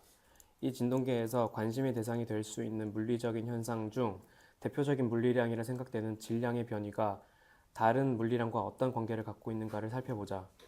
먼저 이 물리량을 측정하기 위한 좌표계가 필요하므로 변이의 양의 방향을 그림 1.4.1의 좌표계로 설정하고 이 이를 이용하여 관찰 대상인 진동계의 변이를 측정하기로 한다. 이게 질량이 m이 있고 있잖아요. 그렇죠? 킬로그램 나타내겠죠, 그렇죠? 네. 그게 외력이 존재했어. 이제 뉴턴으로 힘은 약이 뉴턴이니까 그렇죠? 작용할 거고 그다음에 중력 가속도에서 어쨌든 지금 중력이 작용했을 거니까 있고 그다음에 xt 같은 경우에는 질량의 무게에 의한 변이를 제외한 상태에서 진동 변이 나타내겠죠, 그렇지? mg는 빼고 그다음에 나타내는 거고 그다음에 스프링 상수 K가 나타내는 거죠. 여기는 S를 나타내는데 우리 스프링 상수 K를 많이 쓰고 여기는 S로 나타낸 거예요, 그냥. 그다음에 RD가 점성 감색이었어요. 비스코시티라고 비스코시티. 비스코스 댐핑 코에피션트라고 그래가지고 점성을 나타내는 거라고. 마찰 얘기겠죠, 설명서 그렇지? 선정된 물리계의 구체적인 거동을 분석하기 위하여 몇 가지 가상적인 상황을 생각하여 보는 것이 많은 경우 도움이 된다. 물론 우선 질량 m이 선정된 좌표계의 방향으로 임의의 변이만큼 움직였다고 생각하면 선형 스프링과 점성 감쇄기들은 모두 질량 운동의 반대 방향, 즉 선정된 좌표계의 음의 방향으로 힘을 작용하려 할 것이다. 힘이 땡겼으면 이제 반대쪽으로 땡겼을 거잖아요, 그렇지? 그러니까 힘은 반대로 간다. 여기에 뉴턴의 운동 법칙을 적용하면 다음과 같은 상계수 2차 미분 방정식을 얻을 수 있다. 이제 이게 아까 얘기했잖아요. 그 mx 더블 닷 돼 있잖아요, 그렇죠? 네. mx의 더블 닷 플러스 r 댐핑 텀의 x 닷 플러스 s의 x는 외력 f라고 그랬잖아요, 그렇죠? 이게 뭐야? 2차 미분, 1차 미분 변이라고 그랬잖아. 이 아까 내가 k라고 그랬지. 아까는 k라고 했네, 그죠? 이거는 이제 복원력, 마찰력, 이게 그 운동력이 되는 거죠, 그죠? 질량이 생긴 터. 이 세 개가 외부에서 힘이 들어오면 외부에서 힘을 가져주면 있잖아요. 요 세 개가 이제 같이 나눠 가지는 거예요, 힘이. 이렇게 가지면 저주파수는 얘가 가져가고 공린 주파수가 되면 얘가 가져가고 고주파수가 되면 얘가 가져가는 거라고. 얘 입장에서 뭐 그렇게 느껴져. 스프링을 센 걸 썼잖아. 그럼 서서히 당기거든. 내가 스프링 당기는 느낌밖에 안 드는 거야. 빨리빨리 막 당기면 질량 이거 열나 무겁네 이거밖에 안 느끼는 거고. 무슨 말인지 알겠죠? 네. 예, 그렇게 간다고. 다음. 박사님 잠깐 중간 질문이 있습니다. 예. 여기서 그럼 이 가정은 스프링 질량은 무시하고 그치? 아, 이상적인 그러니까 자꾸는 건 너무 세세하게 따지면 정말 곤란해. 이게 스프링도 있잖아요. 이게 선형 스프링이라 그래서 이게 스프링이 KX에 작용한다고 돼 있지만 이거는 스프링을 조금 당길 때 그래요. 스프링을 많이 당기면 K가 계속 바뀌어. 그래서 그 스피커 같은 경우에는 나중에 다 당기고 나면 이렇게 그 K 커브가 직선이 안 나오고 곡선이 나오잖아요. 그죠? 갑자기 확 커져 버리잖아. 당기는 힘이 그렇죠. 그러니까 요 위만 이제 선형을 가는 거잖아. 선형이 굉장히 작잖아, 그렇지? 우리 직선이 돼야 되는데 K가 상수로 나와야 되는데 실제로는 상수가 아니라 스피커 세게 당기고 내가 이렇게 뭐 이런 스프링이 이렇게 있는데 처음에 한 요만큼 늘어날 때는 선형인지 모르겠지만 이만큼 확 당겨버리면 그때부터는 선형 아니에요. 그러면 이게 X하고 K가 간다고 하면 이렇게 아니다. F하고 K가 이렇게 간다고 그러면 이렇게 가지면 실제로 안 되면 이렇게 간다든지 이렇게 간다 이렇게 가버린다고. 이게 안 맞다고. 근데 어쨌든 지금은 살살살살 해준다는 가정에서 이렇게 들어가는. 점성도 마찬가지. 점성도 아까 이게 그 꿀통에다가 젓가락 박아가지고 당기면 이렇게 있다 그랬지. 이걸 갖다 확 당기잖아요. 그러면 또 완전히 달라요. 이게 그냥 뭐 세상의 선형은 굉장히 이렇게 아주 작은 부분이지만 거기서부터 시작할 수밖에 없어. 네.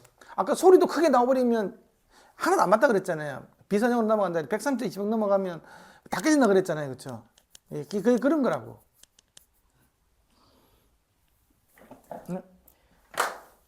여기서 X는 XT, F는 FT, T는 시간이다. 식 1의 해는 여러 가지 방법으로 구할 수 있다. 만일 관심사항이 정상상태 응답인 경우 식 1로 표현된 진동계의 응답을 잘 알 수 있는 방법은 1.1절에서 언급된 바와 같이 복소수 표현을 이용하는 것이다. 주파수 F 또는 가속도 오메가로 진동한 각속도거든. 죄송합니다. 또는 각속도 오메가로 진동하는 계에서 변이 XT와 FT는 복소 표현을 이용하면 식 2와 같이 쓸 수 있다. X오메가와 F오메가는 각각 변이와 힘의 복소 크기를 표현하고 R2는 복소수의 실수부를 취하는 연산자를 표현한다. 이를 이용하면 식 1은 다음과 같이 표현할 수 있다. 식 3에서의 x 오메가는 선정원 주파수 오메가로 이게 아까 이 보면 식삼에서 보면 마이너스 오메가 제곱 m 이런 거 있잖아요. 마이너스 오메가 제곱이 나오고 그 다음에는 마이너스 오메가 이렇게 나오잖아요. 그렇죠? 네. 마이너스 j가 막 나오잖아요. 이게 뭐냐면 2차 미분을 해주면 미분은 j 오메가가 계속 떨어지는 형태로 나오거든 앞으로. 그렇지? j가 떨어지는 거잖아. j를 한 번 더 미분해주면 뭐가 돼요? 마이너스 1이 나오지. j 곱하기 j는 마이너스 1. 이 분위기 그 뭐지? 그 쎄한 분위기. J라는 것들은 90도를 돌리는 거랑 똑같아. 복소평면 이렇게 나오면 이게 우리가 실수축이잖아, 그렇지? 네. 이거 허수축이라 그러잖아. 어? 그럼 이거는 이제 우리가 양수, 음수 이렇게 나타내잖아요, 그렇지? 실수에서는 그렇지 나타내는데 내가 얘를 그러니까 그러니까 90도로 돌려주면 J만큼 90도 해주면 얘가 이렇게 간다고 보면 된다고. 마이너스 i. 그러니까 어쨌든 J 뭐 이렇게 되는데 또 J를 또 곱해주잖아. 그럼 1로 돌아간다. 그럼 이게 마이너스 1이 나오겠지. 그럼 또 J를 또 곱해주면 이렇게 나오겠지. 그럼 마이너스 J가 나오겠지. J를 또 곱해주면 마이너스 J가 나오다가 J를 4번 곱해주면 4번 곱해주면 어떻게 다시 1이 나오지. 지가 나온다고. 그래서 이렇게 돌아가는 거랑 마찬가지야. 그래서 나중에 뭐 미분이라는 게 J 텀이 계속 나온다는 말은 결국은 축을 90도씩 돌려준다고 보면 돼. 내가 속도가 이렇게 예를 들면 주파 특성이 이렇게 있는데 뭐 예를 들면 얘가 뭐 이렇게 나오고 있는 거 볼게요, 그렇죠? 이렇게 나오가 있는데 나중에 얘를 이게 만약 속도가 이렇게 나오는데 가속도로 보고 싶다 그러면 얘를 이렇게 돌려주면 돼. 그러면 이렇게 나오겠죠. 네. 이거는 이제 가속도를 보는 거고 얘는 속도를 보는 거였어. 이렇게 축을 방향을 이렇게 돌리는 거랑 미분하는 거랑 똑같다고 보면 돼요. 그럼 다르게 이야기하면 내가 레이저 변이를 가지고 변이를 됐는데 주파수가 있잖아. 레이저 변이니까 밀리미터가 나왔다고 볼게요, 그렇죠? 변이를 됐는데 예를 들면 이렇게 나왔어. 아니면 변이를 됐는데 뭐 예를 들면 그냥 이렇게 나왔다고 볼게요. 저주파수로 갈수록 변이가 점점 커졌다고 나오고 볼게요. 그럼 이거 속도 텀을 보면 나중에 이렇게 나와. 가속도 텀을 보면 이렇게 나와. 이렇게 돌아가는 게 90도씩 이렇게. 근데 우리가 하는 F는 MA잖아요. 그렇죠? 네. 우리가 하는 그 소리 같은 경우에는 가속도 텀을 봐야 되거든. 그래서 실제로 가속도 요게 있잖아요. 이렇게 나오는 게 실제 소리는 이렇게 들려. 그렇죠? 고주파수는 많이 나오고 저주파 작게 나오는 걸 보인다고. 마이크로폰 좀 이런 식으로 나와. 그래서 이거는 일종의 하이패스 필터. 저 얘기 안 나오니까. 식 3에서의 x 오메가는 선정원 주파수 오메가로 진동계를 가진할 때의 응답으로 이것이 의미하는 것은 진동계의 변이는 식 3의 괄호 안에 있는 양만큼의 영향을 받아 나타난다는 것이다. x와 f는 각각 복소수이므로 그림 1.4.3과 같이 복소평면 위에 나타낼 수 있다. 여기서 변이 x와 실수축과의 위상차 세타는 복소 변이 x의 크기와 위상을 표시한다. 아까 식 3 한번 보여줄래? 식 3. 식 3 보면 이제 보세요. 이 힘이잖아. 이거 변이죠, 그렇죠? 네. 그러니까 힘과 변이 사이에는 이런 어떤 관계 텀이 있는 거잖아요, 그렇죠? 그렇죠? 근데 지금 우리는 임피던스라는 말은 힘과 속도와의 관계잖아요, 그렇죠? 나중에 나올 텐데 힘과 속도와의 관계라고. 힘과 속도 예를 들어 미분을 한번 해주면 될 거잖아요, 그렇지? 그렇게 하면 여기 뭔가 바뀔 거예요. 이제 그걸 할 거예요, 좀 있으면. 그림 1.4.3에서 보면 복소 변이와 힘은 각각 크기와 위상차가 있음을 알 수 있다. 식 3이 의미하는 바는 좌우 변의 복소값이 같아야 한다는 것이고 이것을 복소평면에 표현하여 보면 그림 1.4.4와 같다. 한편 속도 ut를 식 5와 같이 복소수로 표현하면 복소 변이와 속도의 관계는 다음과 같이 얻을 수 있다. 근데 아까 변이에서 마이너스 j 오메가만 앞으로 툭 튀어나오면 되는 거죠, 그렇죠? 소위 말해서 마이너스 j 오메가 뽑혀주면 되는 거잖아. 그러면 이거 미분이 돼버린다고. 그러면 그냥 변이를 속도로 바꿔줄 수 있다는 거지. 그걸 지금 할 거예요, 지금. 하십시오. 그래서 16을 보면 마이너스 j 오메가 앞에 튀어나와 있죠, 그렇죠? x 오메가에, 그렇지? 16에 보면. 그게 이제 속도를 구했다는 얘기예요. 그렇지? x에다가 마이너스 j 오메가 곱했다는 말은 미분이 된 거니까. 네. 읽으십시오. 식7을 식3에 대입하면 속도와 힘의 다음 관계 페이지입니다. 속도와 힘의 관계를 식8과 같이 구할 수 있다.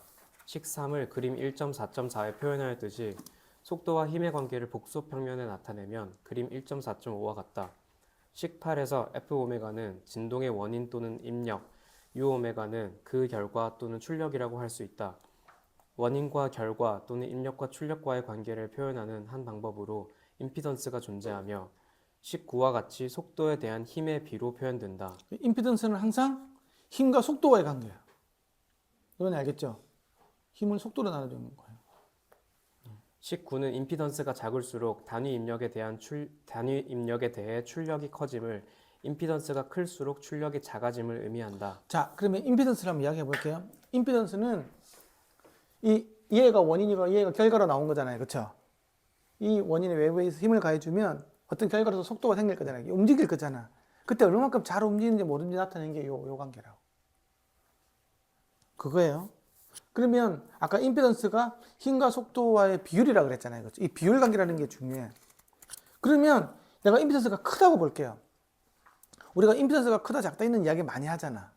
그럼 임피던스가 크다라는 거의 물리적인 의미가 뭐냐는 거예요. 야, 임피던스가 크네. 그러면 자, 이건 내가 힘을 주죠. 얘가 움직여요, 안 움직여요? 안 움직이죠. 그럼 이건 임피던스가 커요, 적어요?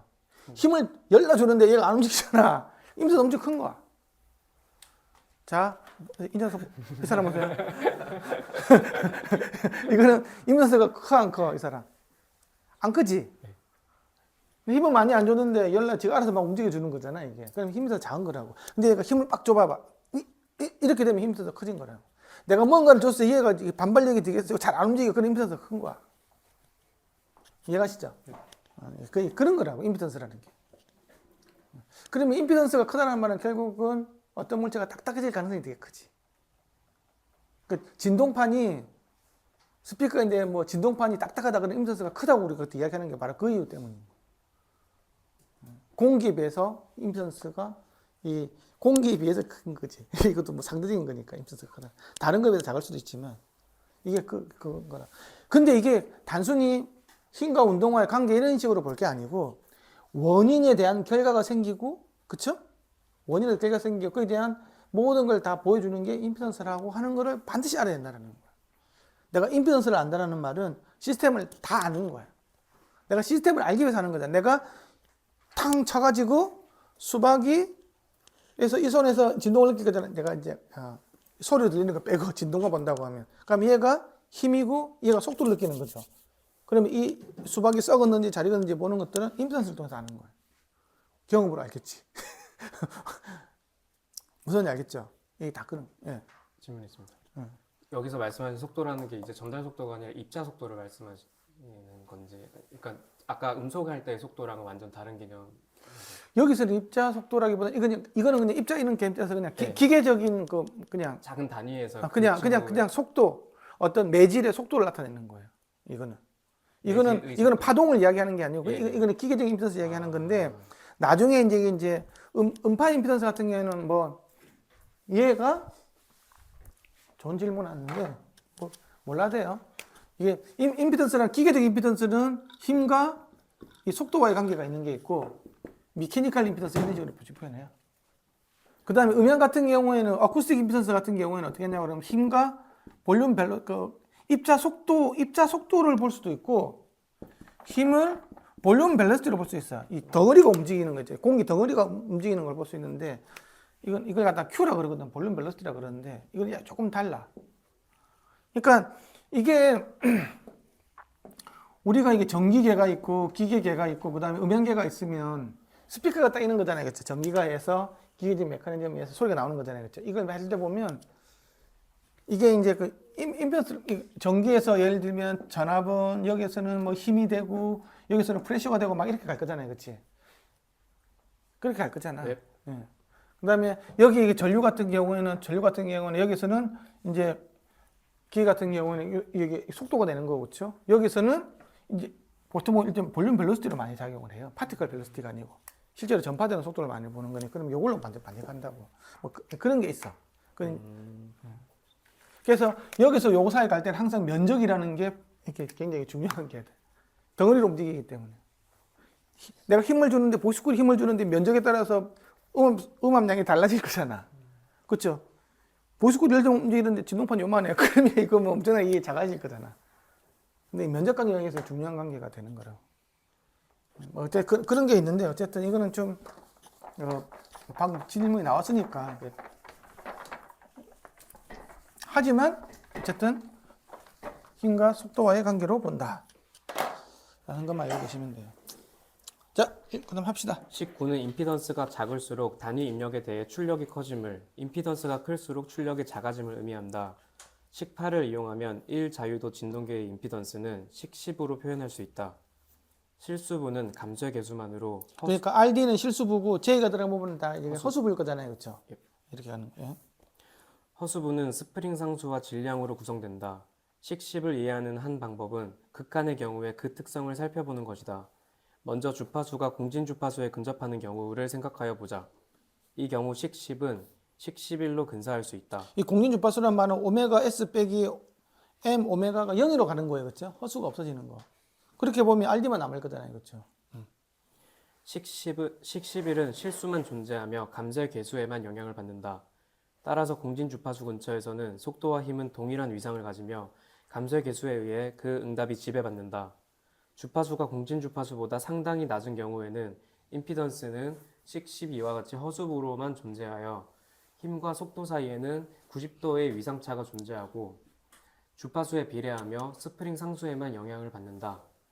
주파수가 공진 주파수보다 상당히 높은 경우 임피던스는 13으로 역시 허수부만 존재하나 힘과 속도 사이에는 마이너스 90도의 위상차가 존재하며 주파수에 반비례하며 질량에 의해 그 특성이 지배받는다. 이 반비례가 아니고 비례함이에요. 네. 오타요, 오타. 이거 기록이 돼서 좀 그런데 틀린 데가 좀 많아요.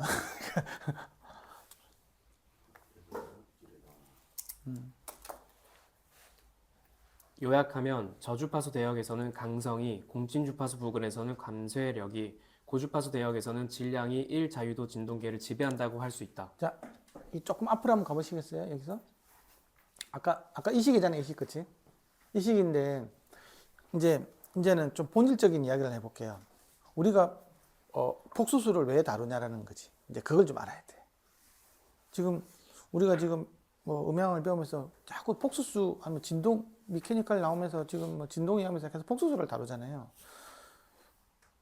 폭소수가 세상에 존재를 하나 망이는 생각도 하지 않습니까? 왜 실제 존재하는 리얼 넘버 실수로 다뤄야 되는 거 아닌가? 정수는 아닐 것 같고, 그렇죠?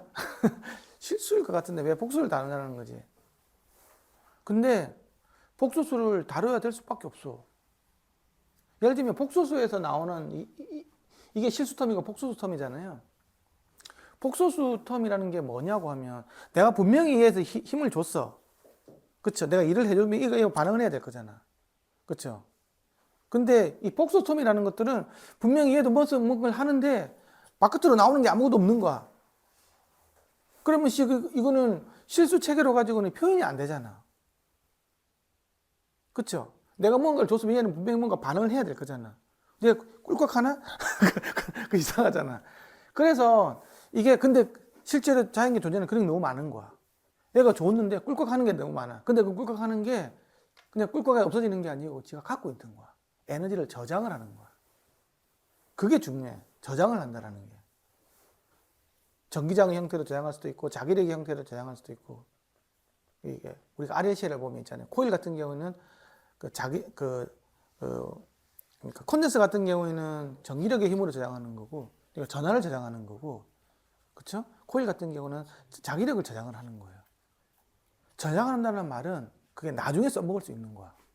좀 이따가 쓰는 거지. 그게 중요한 거야. 저장을 했지만 계속 갖고 있는 게 좀 이따가 쓰는 거야. 그래서 항상 위상차라는 게 발생돼. 내가 반응을 주면 바로 써먹어야 되는데 그거 하는 게 여기밖에 없어. 마찰력은 이거는 즉 바로 격각적으로 동작을 하는데 있죠. 스프링 이런 것들은 안 그래. 질량도 안 그렇고.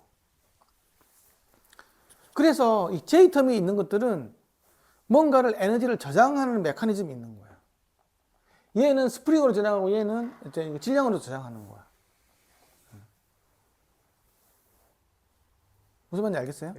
이제 그렇게 돼가지고 있고, 그래서 이걸 가지고 뭐냐고 하면 리액티브 텀이라고 그러지. 그리고 우리가 임피던스를 얘기할 때 리액턴스라는 이야기를 배웠을 거야. 리지스턴스, 리액턴스라는 이야기. 얘는 리지스턴스에 들어가는 거야. 이거는 즉각적으로 반응을 저항하는, 리지스탄다는 말, 저항한다는 말, 즉각적으로 저항하는 거야. 오면시 바로 이렇게 하는 건데, 이건 치면 탁 찍어. 이렇게 가는 거야, 이건. 그래서, 어쨌든, 이게 리액트라는 말은, 리란 말은 다시 액트 한다는 얘기잖아요. 그렇죠? 이때 리라의 뜻은 나중에 내가 써먹으려고 액트 하려고 위해서 지금 잠시 저장해 놓는다고 생각하면 돼. 그래서 리액턴스라고 그래. 나중에 써먹기 위해서 잠시 갖고 있는 거야. 그래서 시간에 대한 게 플러스 마이너스 90도 위상차가 생긴다는 얘기야. 스프링은 플러스 90도, 뭐 질량은 마이너스 90도 식으로. 그렇죠? 질량이 무거울수록, 질량이 아무것도 아닌 건 질량이 무거울수록 뭐가 탁 때렸을 때 타격이 크잖아. 그렇지? 이게 때리는 거하고 돌로가 때리는 거하고 다르잖아요. 네. 그럼 질량이 뭔가 에너지를 갖고 있다는 얘기거든. 그러니까 많이 아플 거잖아. 센 돌에 맞으면. 이제 그런 게 있는 거거든. 얘에서 그런 게 있는 거야. 스프링도 그냥 눌러놓으면, 누르면 끝인 게 아니고 튕겨 나오려고 그러잖아요. 그쵸? 그쵸? 이게 유리를 한다고 이렇게. 그치? 그 스프링에서 이렇게 눌러가서 뭐 있는데, 이만큼 있는데 쑥 눌러놓으면 나중엔 팅! 이렇게 튕겨 나오는 운동을 하는 거와 마찬가지로 그냥 그 전기에서 보면 전화를 갖다가 있잖아. 콘덴서에다 충전하면 나중에 쓰면 꺼져서 뻥나는 똑같은 얘기야. 그러니까 스프링은 전기에서 보면 콘덴서랑 똑같은 역할을 하는 거예요.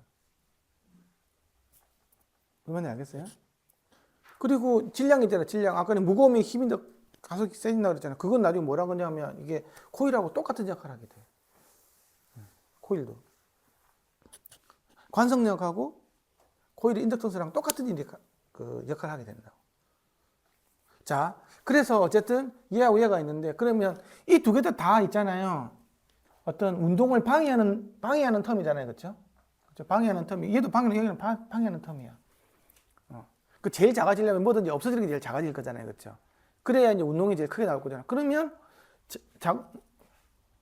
언제 저항이 작으냐? 뭐 싹 다 없어지면 뭐 좀 이상한 거고 다 없어지니까 얘하고 얘가 있잖아요. 해필이면 얘하고 얘가 같아져 버리는 거야. 이 값하고 이 값이. 이게 하나는 K하고 이건 M이고, 그렇죠? 이거는 M하고 오메가야. 그렇죠? 이렇게 돼 있는 거야. 이 두 개가 같아져 버리면 얘가 없어져 버릴 거잖아. 이것만 남을 거잖아. 그럼 이 두 개 같다라는 말은 이렇게 해주면 M 스퀘어 오메가, 이게 뭐 어떻게 된 거지? M 오메가 맞나?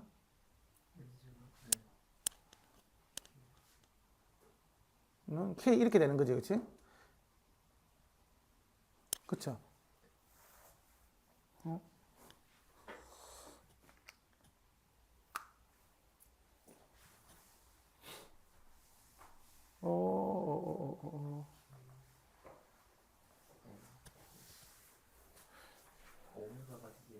오메가가 두 번이 나와야 되는데. 잠깐만. 저 K분의 오메가, 아니 오메가분의 K라고 써요. N분의 K가. 지금 뭐가 잘못된 거지? N분의 K가 아니라 오메가분의 K가. 이렇게? 그걸 이제 는 바꾸고 는 M 오메가 X. 오메가분의 K는 뭐라고? M 오메가. 그치. 이렇게 되지. 그치. 그러면 M 오메가의 제곱은 K가 되는 거잖아. 그치? 그러면 오메가 제곱은 M분의 K가 되는 거지. 그치? 그러면 오메가는 루트 M분의 K가 되는 거잖아. 그치? 오메가는 2파이F니까 F는 2파이분의 1에다가 루트 M분의 K 이렇게 나오는 거잖아. 그치? 이게 이제 공린점인 거잖아. 그렇잖아요. 그치? 그러면 어쨌든 얘가 없어진다는 말은 얘가 제일 운동을 나한테 잘하는 조건이야. 이것도 없어진다 그러면 진짜 뭐 금상첨화가 되겠지. 그치? 진짜 예를 들면 얘가 없고 이 두 개만 있다 그러면 막 미친 듯이 운동을 하겠지. 그치? 그치? 근데 얘가 좀 잡아주는 역할인데 세게 잡아주면 어쨌든 빨리 내가 공린점이더라도 폭발을 안 하겠지. 계속 얘는 외부에서 외력을 가해주면 예를 들면 이런 거지. 내가 아들이 이제 그 그네를 타고 있는데 내가 밀어주는 거 이렇게 톡톡 주기를 탁탁 맞춰가지고 이 주기가 딱딱 주파수가 맞아버린 거야. 그러면 이제 싱싱 이렇게 갈 거잖아. 그렇다고 막 얘가 빙빙 돌고 이렇게 안 하는 이유가 이 끈이 이렇게 마찰력이 있으니까 그지. 얘가 있으니까 어느 정도 이상은 안 올라갈 거잖아요. 그렇죠. 하지만 만약에 없다고 하면 이 밀어줬다면 뱅뱅뱅 돌다가 죽어버리겠죠. 좀 있으면 어지러워가지고 그게 이제 이게 그런 어쨌든 이제 그 이야기를 하는 거야. 그래서 어쨌든 이게 아까 공전을 나타내는 거다. 이게 그 전자기억 시간에 보면 이게 스티프니스라기보다 아까 내가 K가 스프링 상수가 아까 C랑 비슷하다고 그랬잖아요. 그렇죠? 실제로는 K가 아니고 K분의 1이 C하고 비슷해요. 왜냐 그러면 이게 얼마나 말랑말랑한 이거 스티프니스라는 건 딱딱한 정도잖아. 그렇지? 하지만 말랑말랑한 정도가 더 많은 거. 이거 역수가. 그러니까 여기는 나중에 보면 실제로는 이게 그 전자회로에서 보면 2파이분의 1에다가 루트 LC분의 1 이렇게 나온다고. 공진이라는 거. 이게 역수. 이 C가 1로 붙으니까. 그렇지? 이렇게 한다. 커펙투스는 그 스티프니스 역수. 이게 영어로 하면 컴플라이언스라 그러지. 컴플라이언스로 이렇게 놓는 거. 자, 그래서 여기 보면 아까 내 이야기했던 게 나와. 그래서 주파수가 굉장히 낮았어. 주파수가 굉장히 낮았어요. 그렇죠? 그럼 이게 굉장히 커지잖아. 그렇지? 주파수가 낮으면 그렇지? 그러면 이게 굉장히 커지니까 이 텀이 커지지. 이게 굉장히 큰 값으로 가는 거잖아. 그렇죠? 네. 이게 분모로 가니까 이게 큰 값으로 가잖아. 그러니까 아까 저주파수에서는 스프링만 힘이 얘가 다 가져간다고. 스프링이니까. 고주파수로 가. 그럼 이거는 분모가 작아지고 얘가 커질 거잖아. 그러면 질량이 다 가져가는 거지. 그러니까 이 말은 무슨 말이냐 그러면 질량이 크다라는 말은 무거운 놈이잖아. 주파수가 높다라는 말은 빨리 움직이게 하는 거잖아. 무거운 놈을 빨리 움직이게 할 수 있어요? 얘가 무거운데? 가벼운 놈은 이렇게 하면 쪼그라 이렇게 하면 막 이렇게 될 건데 무거운 놈은 잘 안 되잖아요. 마찬가지예요. 그건 똑같은 얘기겠지. 그래서 어쨌든 아까 밑에 그 이야기가 이게 절단적으로 클 때는 주파수일 때는 스티븐스 컨트롤도 얘가 가고 고주파로 가면 얘로 가고 이 두 개가 없어지는 이 점을 가면 공유점이 되면 얘가 다 가져간다. 그 이야기를 아까 한 거야. 이해가죠? 네.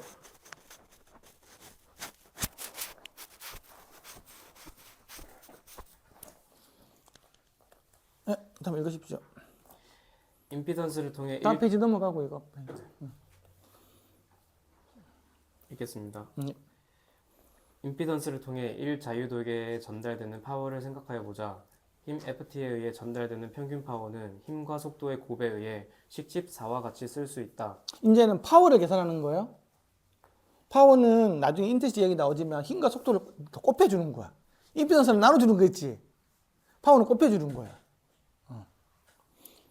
근데 이게 이제 그거 뭐라 그래야 되나 이게 주기함수이기 때문에 그냥 다음에 0이 나올 거잖아.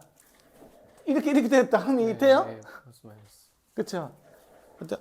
어떤 주기에 대해서 이제 한 주기에 대해서 이렇게 해가지고 이제 본다고. 근데 이게 항상 이거 보면 15로 보면 항상 그 보면 맨 마지막 2분의 1 R에 F에 U에 스타 표시 있잖아요. 이걸 콘주게이트라고 그래요. 복수 켈레 함수를 쓰는 거예요. 곱해줄 때는. 우리가 복수수 할 때 1 더하기 2i 하잖아. 그치? 켈레 함수는 1 마이너스 2i가 켈레 함수거든. 복수수만 바뀐 텀 있잖아요. 그치? 실수도 그대로 있고. 그걸 해가지고 곱해주면 이렇게 바로 우리가 파워를 구해줄 수가 있어요. 왜 이럽니까? 그거는 이제 몰라도 돼. 어쨌든 그렇게 하는 거야. 식 2와 5로 표현된 복수 표현을 이용하면 식 14는 다시 식 15로 정리된다. 여기서 별표는 공액 복소수를 나타낸다. 아까 이거 영어로 하면 컴플렉스 콘주게이트라고 이야기해요. 공액 복수. 아까 1 플러스 2i가 1 마이너스 2i로 가는 거 있잖아요.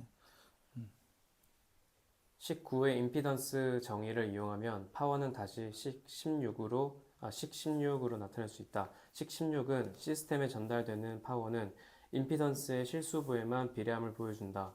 이것은 1자유도계에서는 입력되는 파워는 댐퍼에 의한 에너지 손실분만큼을 나타낸다고 할 수 있다. 예, 보세요. 이게 지금 16 있잖아. 그치? 얘 같은 경우는 여기에 비례하잖아. 그쵸? RD 값에 리얼텀에 비례한다 그랬지. 아까 리얼텀은 뭐였어? RD밖에 없었잖아. 네. 다른 거는 다 스프링하고 질량하고 컴플렉스 텀이, 이게 허스텀이었잖아. 여기가 비례한다는 말이거든. 그래서 파워는 결국은 댐핑에 관련된 것만 관련이 있어요. 나머지는 에너지를 저장하는 형태이기 때문에 파워를 소모를 안 하는 거야.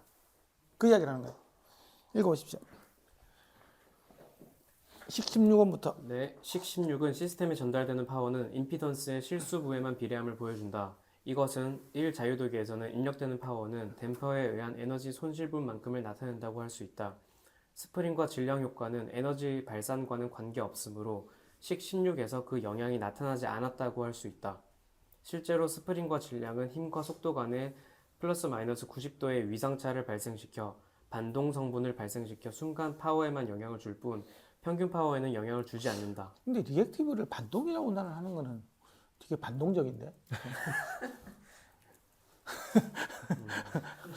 반만 동의한다, 나는 이거는. 그 리액트가 그 뜻이 아니거든. 이거는 다시 나중에 운동을 해간다는 뜻이고, 그치? 그러니까 에너지를 저장했다가 나중에 써먹는다는 개념이고, 나중에 써먹기 때문에 이런 위상차가 생긴다는 이런 개념으로 이해하는 게 더 논리적이거든. 반동스럽게 이게 반동.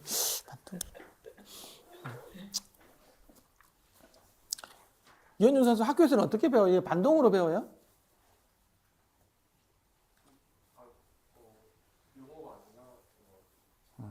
졸았던 건 아니지. 자, 이제 1.5절. 1.5절은 이제 밥을 먹고 이제 오해하는 걸로 합시다. 네. 자, 이제 우리가 1.4절은 배웠는데 1.4절은 기억나는 게 뭐냐? 기억나는 게 뭐냐?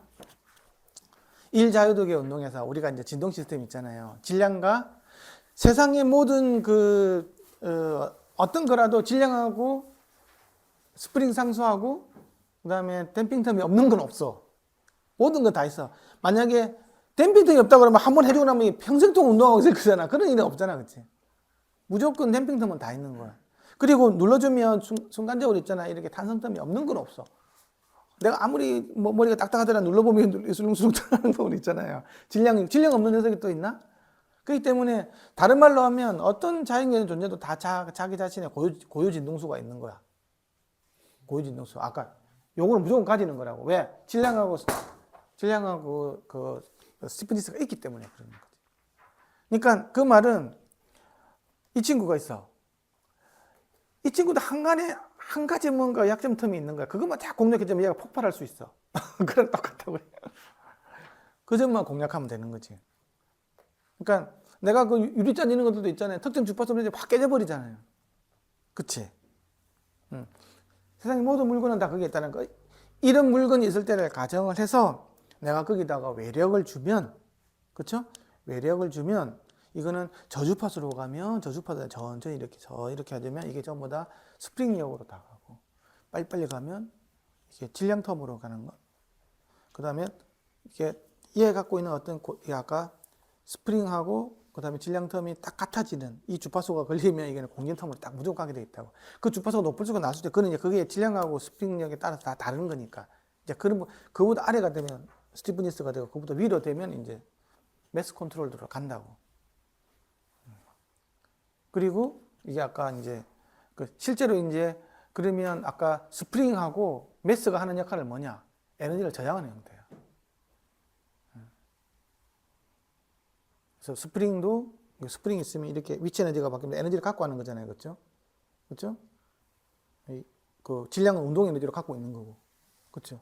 일단 센 놈을 한번 움직이기 시작하면 멈추질 않잖아. 뭐 계속 갈 거잖아. 그렇지? 그게 지금 운동 에너지를 갖고 있어서 그런 거잖아. 질량이 클수록 그치? 더 커지는 거고. 그런 거잖아. 이것도 많이 눌러놓으면 위치 에너지가 커지니까 이게 스프링력으로 갖고 있는 거죠. 그렇죠? 에너지가. 그런 것들을 다 J라는 허수텀으로 해서 표현하는 거야. 그렇게 하면 표현할 수가 없어. 허수를 안 다루면. 어떻게 할 건데, 이게. 이거는 갖고 있는 녀석 이렇게 해가지고 이렇게 보따리에 넣어놔야 되나? 그렇게, 그러니까 허수가 있으면 되게 편한 거예요. 복수평면 해가지고 이쪽에서는 무조건 써먹는 텀, 이쪽 텀은 보관하는 텀, 나중에 써먹는 텀. 이 둘 사이에 각도가 이렇게 되면, 30도, 60도 틀어졌네. 이런 거 다 볼 수 있는 거지. 좋지 않아요? 그래서 불에서 복수를 쓰는 거야. 이것만 우리가 초등학교 때는 이것만 배우지, 이것만. 자연수 이거 배우잖아. 1, 2, 3, 4 카운터블 넘버 자연수 셀 수 있는 거. 그때는 0도 몰라. 0도 몰라. 이 0이 나온 게 되게 희한한 거야. 자연수 이거 배우다가 여기 이사 있는 거 있네? 정수 배우고 정수 되니까 영도 배우고 이쪽 가면 정수 있는 거 나오죠, 그렇죠? 그렇죠? 이거 싹 다 다는 게 실수죠. 실수까지 가면 중학교까지 배울 거야 아마. 그치? 그 다음에 이제 고등학교 올라가보면 가사학이 갑자기 허수라는 게 나와. 이제 욕을 배우는 거야, 욕을. 이거를. 고등학교 때 허수를 왜 배웠냐 그러면 아무도 이야기 안 해주지. 배워. 때려도. 그 중학생들한테, 고등학생들한테 허수의 개념을 이해하려고 하면 생일 써먹을 데가 없잖아. 그러니까 알 수가 없다고. 우리가 있는 것들을 이거 이렇게 왕복 운동을 한다라든지 기계적인 메커니즘 질량하고 스티프니스라는 이런 것도 있으니까 지금 이걸 갖다가 써먹다 보니까 이런 게 나왔는데 그네들한테 그걸 가르치면 하라고 하면 모를 거잖아. 그래서 야, 일단 배워. 이제 그래서 이게 나온 거라고, 이게. 그러다 보니까 이게 있으니까 뭐 이런 각도도 나오고 막 이러잖아. 그러니까 벡터라는 개념도 나오고 막 그러잖아. 그쵸? 서로 위상이라는 개념도 나오고. 그쵸? 이 둘 다 위상이 진동하는 게 이렇게 돼 있는데 반대로 이렇게 돼 있으니까 뭐 소리가 서로 없어지고 이런 것들을 어떤 식으로 표현할 건데 이 반복 운동하는 것도 표현하기 어려운데 그 위상을 어떻게 조절해주니까 소리가 없어지는데 그걸 어떻게 표현할 건데 수학적으로 어떻게 계산할 건데 근데 벡터가 딱 이렇게 됐는데 쫙 이렇게 가니까 없어지네. 이 두 개가 딱딱 같으면 한 배가 없어지고 요만큼만 간다 하면 요만큼이 남았겠네. 그러면 요만큼만 남아있겠네. 그러면 소리도 나중에 요만큼만 남아있겠네. 이런 것들이 얼마나 쉬워. 그 벡터 캘큘러스가 이게 짱이라니까. 옛날 실수밖에 없었다면 벡터도 이거밖에 없었겠죠. 두 개밖에. 그치? 그러니까 3 빼기 2는 벡터로 본다고 하면 1만 남는 거예요. 이게 벡터적으로도 할 수 있을 거잖아. 화살표로. 근데 이제 이게 막 이렇게 가는 거예요. 이게 막 이렇게 갔다가 돌고 막. 우리는 돌아버리겠지. 실제 막 돌고 막 이러잖아요. 이렇게 막. 그런 것들을 통해서 우리가 모든 걸 현자에는 계산할 수 있다라는 거지. 그래서 복소수를 배우는 거야. 근데 복소수를 배우면 아까 이것처럼 뭐 원을 가지고 해가지고 사인 코사인적으로 할 수도 있지만 이거 익스포넨셜 j 오메가 이게 텀 있으면 쫙 있으면 코사인 j 오메가에다가 j 사인 j 오메가 막 이런 식으로 해가지고 할 수 있다는 거지. 그럼 이건 미분을 하면 이게 탁탁 앞으로 떨어지고 적분해지면 밑으로 이렇게 내려가고 막 이게 아주 쉬운 게 많아. 사인은 코사인, 미분해지면 코사인 되고 코사인 미분이 마이너스 사인 되고 막 사인이 코로 갔다가 코가 마이너스로 갔다가 이 짓을 하는데 이거는 그냥 앞으로 톡톡톡 떨어지고 밑으로 톡톡 떨어지고 하면 이거 얼마나 쉬워. 그래서 이게 복수 지수함수를 배우는 거라고.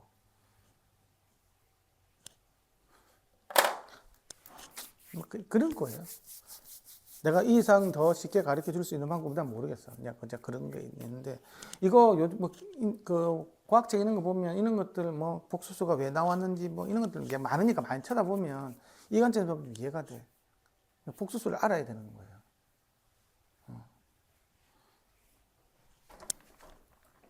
음양을 다루려면 왜? 우리는 주기함수를 다루기 때문에 뭔가 다 이렇게 떠는 거 이런 걸 다루다 보면 이걸 표현할 수 있는 거는 삼각함수, 복수수, 복수지수함수. 그런데 내가 기계까지 매가지고 막 간다 그러면 이제는 무조건 이제 허수 텀이 나올 수밖에 없는 거지. 웃기지 않아? 이미지들이 넘버라는 게 웃기지 않아? 이미지들은 상상 속의 수잖아. 상상수. 씌지도 않는 걸 왜 외우지? 막 그런 거 혹시 사춘기 때 이런 생각 안 해봤어요? 혹시?